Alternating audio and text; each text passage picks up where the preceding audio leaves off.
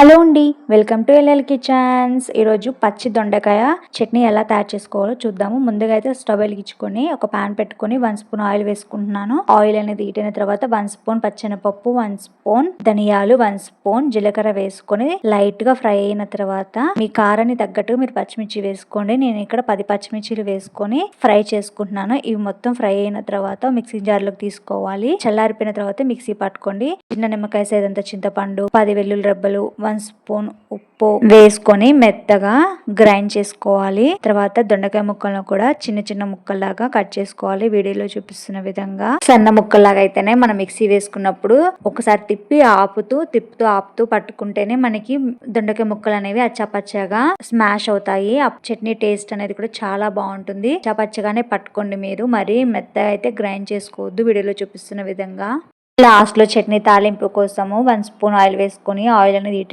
తర్వాత మినపగుండ్లు 1 స్పూన్, జీలకర్ర 1 స్పూన్, కరివేపాకు, ఎండుమిర్చి వేసుకొని తాలింపు అంతా కూడా బాగా ఫ్రై చేసుకోవాలి. తర్వాత స్టవ్ ఆఫ్ చేసుకొని 1 స్పూన్ పసుపు వేసుకొని అంతా ఒకసారి బాగా కలుపుకొని మనం పట్టి పెట్టుకున్న దొండకాయ పేస్ట్ ని కూడా దీంట్లో వేసేసుకోవాలి. అంతే అండి, సింపుల్ గా పచ్చి దొండకాయ చట్నీ అయితే రెడీ అయిపోయింది. మనకి టేస్ట్ అయితే చాలా బాగుంటుంది. మీరు ఒకసారి ట్రై చేయండి. ఈ వీడియో కనుక మీకు నచ్చినట్టయితే like and share and subscribe to my channel.